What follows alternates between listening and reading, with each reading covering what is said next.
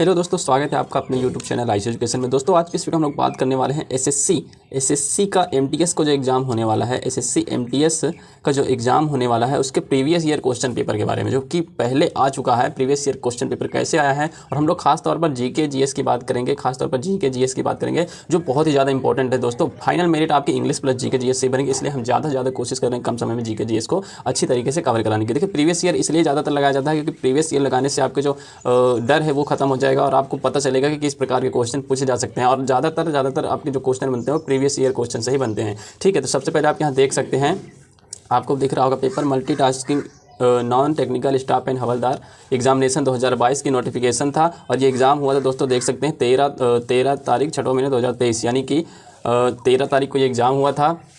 और मैं आपको लोगों को एक बार और बताना चाहता हूँ कि एग्ज़ाम टाइम भी देख सकते हैं यहाँ पे, शिफ्ट सेकंड का ये पेपर है। ठीक है, शिफ्ट सेकंड का ये पेपर है और बहुत ही ज़्यादा इंपॉर्टेंट है दोस्तों ये पेपर, तो आप बिल्कुल भी मिस ना कीजिए। अगर आपका भी एमटीएस का पेपर है तो प्रीवियस ईयर क्वेश्चन पेपर जरूर लगाइए। चलिए स्टार्ट करते हैं अपने पहले क्वेश्चन की तरफ।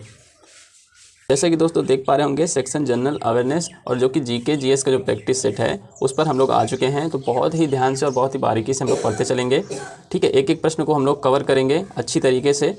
तो चलिए तो हमारा पहला क्वेश्चन है, निम्न में से कौन सी स्वतंत्रता संग्राम सेनानी उत्तर प्रदेश राज्य की राज्यपाल बनने वाली पहली महिला थी। तो यहाँ पर हमें बताना है कि जो राज्यपाल बनने वाली उत्तर प्रदेश की पहली महिला थी, और पूछा गया स्वतंत्रता संग्राम सेनानी से। ठीक है, तो ये आपका राइट आंसर हो जाएगा सरोजनी नायडू। क्या हो जाएगा? सरोजनी नायडू आपका राइट आंसर हो जाएगा। मैं यहाँ पर थोड़ा सा एक डिटेल में पूछूँ कि रानी लक्ष्मीबाई के बारे में हमें भी थोड़ा सा बताइए। रानी लक्ष्मीबाई कौन थी? तो रानी लक्ष्मीबाई क्या थी? झांसी की रानी थी। कहाँ की? झांसी की रानी थी। और ये एक राजपूतों की भी नेता थी। किनकी? राजपूतों की नेता थी। अगर इनके बारे में थोड़ा सा और बात किया जाए, इनका जन्म कब हुआ था? इनका जन्म 19 नवंबर 1828 ईस्वी में, 1828 ईस्वी में इनका जन्म हुआ था। कहाँ हुआ था? वाराणसी में हुआ था। कहाँ हुआ था? वाराणसी में हुआ था। और सबसे मेन इनका जो पॉइंट है वो है 1857 जो क्रांति हुई थी उसका विद्रोह का कारण, यानी कि विद्रोह की नेता जो थी वो झांसी की रानी थी। ठीक है, विद्रोह की नेता जो थी वो झांसी की रानी थी। विद्रोह की क्या थी? नेता थी। ठीक है, आगे पॉइंट पर बढ़ते हैं। अगला प्रश्न है हमारा, भारत में बैडमिंटन के लिए शासी निकाय कौन सा है? शासी निकाय बताना है बैडमिंटन के लिए।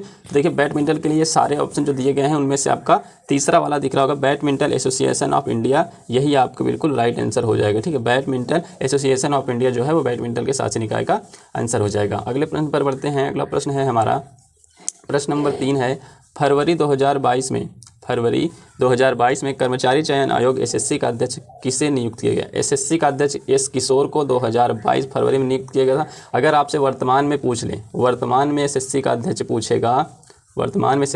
पूछेगा, तो आप क्या बताएंगे? राकेश रंजन। क्या बताएंगे? राकेश रंजन जो हैं वो हैं एसएससी के नए अध्यक्ष। अगर एसएससी के स्थापना की बात की जाए,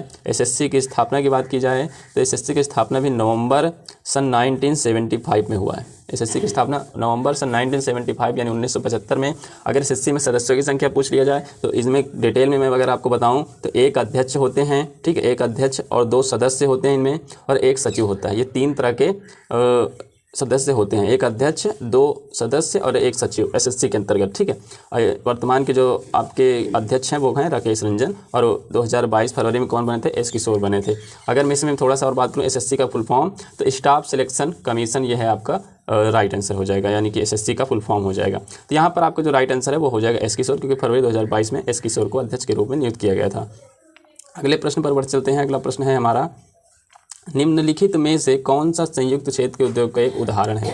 तो मारुति उद्योग लिमिटेड जो है वो संयुक्त क्षेत्र का उद्योग का एक उदाहरण है, यही आपका राइट आंसर है। अगले प्रश्न पर बढ़ते हैं। अगला प्रश्न है हमारा, निम्नलिखित में से किस क्षेत्र में चक्रवात को टाइफून के नाम से जाना जाता है? ऐसा कौन सा देश है जहाँ चक्रवात को टाइफून कहा जाता है? क्या कहा जाता है? टाइफून कहा जाता है। तो वो हो जाएगा आपका राइट आंसर जापान। कौन सा देश है वो? जापान क्षेत्र में चक्रवात को टाइफून कहा जाता है। अगले प्रश्न पर बढ़ते हैं। अगला प्रश्न, दर्पण एकेडमी ऑफ फार्मेसी आर्ट्स के संस्थापक और संचालक रह चुके किस प्रसिद्ध भारतीय नर्तकी को 1965 में पद्मश्री पुरस्कार मिला था? ये बताना है। ठीक है, दर्पण एकेडमी ऑफ परफॉर्मिंग आर्ट्स के संस्थापक और संचालक रह चुके हैं। तो मृणाली साराभाई जो हैं ये आपका क्या रहे हैं, दर्पणा यानी कि दर्पण एकेडमी ऑफ परफॉर्मिंग आर्ट्स के संस्थापक भी रहे हैं। और इनको क्या मिला है, 1965 में पद्मश्री पुरस्कार मिला है। तो ये आपका राइट आंसर हो जाएगा। अगले प्रश्न पर बढ़ते हैं। अगला प्रश्न है हमारा, डैश के पुत्र और उत्तराधिकारी कुमारगुप्त प्रथम का शासनकाल शांति व्यवस्था के सापेक्षित निष्क्रियता का काल था, ये बताना है। तो कौन हो जाएगा यहाँ पे, चंद्रगुप्त द्वितीय हो जाएंगे आपका राइट आंसर। चंद्रगुप्त द्वितीय के पुत्र और उत्तराधिकारी कुमारगुप्त प्रथम का शासनकाल शांति व्यवस्था और सापेक्षित निष्क्रियता का काल था। ठीक है, अगले प्रश्न पर बढ़ते हैं। अगला प्रश्न है हमारा, भारत का संविधान अपने डैश को वोट डालने का अधिकार देता है। किसको वोट डालने का अधिकार देता है, सभी पुरुष नागरिकों को वोट डालने का, सभी नागरिक और गैर नागरिकों को, सभी करदाताओं को या सभी वयस्क नागरिकों को। ठीक है, जो सभी वयस्क नागरिक होते हैं उनको संविधान में वोट डालने का अधिकार है। तो ये आपका राइट आंसर है। अगले प्रश्न पर बढ़ते हैं। अगला प्रश्न है हमारा, दुखद कहानी ओथेलो, दुखद कहानी ओथेलो के लेखक कौन हैं। तो विलियम शेक्सपियर जो हैं वो हैं आपके ओथेलो के लेखक हैं। किसके लेखक हैं, ओथेलो के लेखक हैं विलियम शेक्सपियर। ठीक है, अगले प्रश्न पर बढ़ते हैं। अगला प्रश्न है हमारा, निम्नलिखित में से कौन सा मिट्टी द्वारा प्रदत्त किए जाने वाले सूक्ष्म पोषक तत्व का उदाहरण है। सूक्ष्म पोषक तत्व का उदाहरण मिट्टी द्वारा पाएंगे आयरन जो होगा वो आपका बिल्कुल राइट आंसर हो जाएगा। यहाँ पे क्या हो जाएगा, आपका आयरन हो जाएगा। अगले प्रश्न पर बढ़ते हैं। अगला प्रश्न है, खेलों के संबंध में NADA का पूर्ण रूप क्या है। NADA का पूर्ण रूप बताना है। तो नेशनल एंटी डोपिंग एजेंसी क्या हो जाएगा आपका right answer, national anti doping agency जो है वो आपका हो जाएगा खेलों से संबंध में NADA का पूर्ण रूप। ठीक है, नेशनल एंटी डोपिंग एजेंसी। अगले प्रश्न पर बढ़ते हैं। अगला प्रश्न है, निम्नलिखित में से कौन सा RBI द्वारा उपयोग किया जाने वाला मौद्रिक नीति साधन है। RBI द्वारा उपयोग किया जाने वाला मौद्रिक नीति साधन, तो बैंक दर क्या हो जाएगा, बैंक दर आपका बिल्कुल राइट आंसर हो जाएगा। अगले प्रश्न पर बढ़ते हैं। अगला प्रश्न है हमारा, पश्चिमी घाट और पूर्वी घाट का मिलन स्थल क्या है। पश्चिमी घाट और पूर्वी घाट का मिलन स्थल, तो नीलगिरी पहाड़ियाँ जो हैं वो आपका बिल्कुल राइट आंसर हो जाएगा। पश्चिमी घाट और पूर्वी घाट का मिलन स्थल क्या है, नीलगिरी की पहाड़ियाँ। अगले प्रश्न पर बढ़ते हैं। अगला प्रश्न है हमारा, भारत की सीमा पश्चिम बंगाल के पूर्व में निम्नलिखित में से किस देश से लगती है। जो भारत की सीमा पश्चिमी बंगाल के पूर्व में बांग्लादेश से लगती है, ये याद रखिएगा। किससे, बांग्लादेश से लगती है, ये याद रखिएगा। भारत के पड़ोसी देश है उसका भी एक ट्रिक है, बचपन में BA किया वो आप यूट्यूब पर सर्च करके देख सकते हैं, या तो मेरे चैनल पर खुद ही अपलोड है, वहाँ से आप देख सकते हैं। तो ट्रिक्स जरूरी है GK GS में, अगर आप अच्छी ट्रिक्स याद कर लेते हैं तो आपको तो थोड़ा बहुत GK GS है वो थोड़ा आसान लगने लगेगा, बाकी है तो हार्ड ही है ना। चलिए आगे प्रश्न पर बढ़ते हैं। अगला प्रश्न है हमारा, वर्ष 1526 में पानीपत के प्रथम युद्ध में बाबर ने किस सुल्तान को पराजित किया था। किस सुल्तान को पराजित किया था ये बताना है, लेकिन 1526 पानीपत के प्रथम युद्ध में ये बताना है, ये भी याद रखिएगा। ठीक है, तो ये आपका राइट आंसर, इब्राहिम लोदी को उन्होंने पराजित किया था सन 1526 ईस्वी में, ये याद रखना, 1526 ईस्वी में इब्राहिम लोदी को। अगले प्रश्न पर बढ़ते हैं। अगला प्रश्न है, डैश में स्थित गणेश रथ मंदिर सबसे बेहतरीन एकात्मक मंदिरों में से एक है। तो महाबलीपुरम ये आपका बिल्कुल राइट आंसर हो जाएगा। अगले प्रश्न पर बढ़ते हैं। अगला प्रश्न है हमारा, बरुद्दीन तैयब जी ने सन डैश में अध्यक्ष के रूप में कांग्रेस को संबोधित किया। तो सन 1887 में बरुद्दीन तैयब जी ने सन 1887 में अध्यक्ष के रूप में कांग्रेस को संबोधित किया था। ये भी बहुत ही इंपॉर्टेंट प्रश्न है आपके लिए। अगला प्रश्न है हमारा, अगला प्रश्न है, अली अकबर खां का संबंध इनमें से किस वाद्य यंत्र से है। तो बताएंगे सरोद से। किससे है, सरोद से, यहाँ पर बिल्कुल आपका राइट आंसर हो जाएगा। अगले प्रश्न पर बढ़ते हैं। अगला प्रश्न है हमारा, कौन सा मंत्रालय डीप ओशन मिशन से संबंधित है, ये बताना है। कौन सा मंत्रालय डीप ओशन मिशन से संबंधित है। तो पृथ्वी विज्ञान मंत्रालय जो है वो डीप ओशन मिशन से संबंधित है। ये बहुत ही ज़्यादा इंपॉर्टेंट प्रश्न था दोस्तों। अगले प्रश्न पर बढ़ते हैं। होलिका दहन का त्यौहार डैश का प्रतीक है। तो बुराई पर अच्छाई की जीत का प्रतीक है दोस्तों, ये याद रखिएगा। बुराई पर अच्छाई की जीत का प्रतीक है होलिका दहन का त्यौहार, ये भी याद रखिएगा। अगले प्रश्न पर बढ़ते हैं। अगला प्रश्न है हमारा, राष्ट्रीय साक्षरता मिशन, नेशनल लिटरेसी मिशन, ये आपको इसका गठन कौन से सन में किया गया था, ये बताना है। तो राष्ट्रीय साक्षरता मिशन का गठन सन 1988 यानी कि 1988 में किया गया था।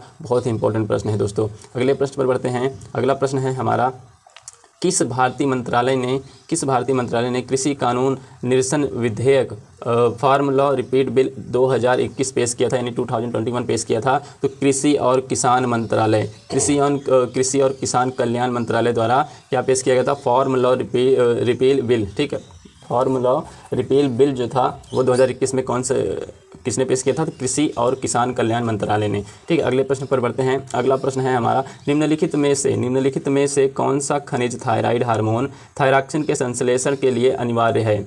थायरॉक्सिन के संश्लेषण के लिए बताना है तो आयोडीन। क्या हो जाएगा आपका? आयोडीन आपका बिल्कुल राइट आंसर हो जाएगा। अगला प्रश्न दोस्तों देखेंगे, लिटमस विलयन जब ना तो अम्लीय होता है और ना ही क्षारकीय होता है तब यह डैश रंग का होता है। किस रंग का होता है? बैगनी रंग का होता है। किस रंग का?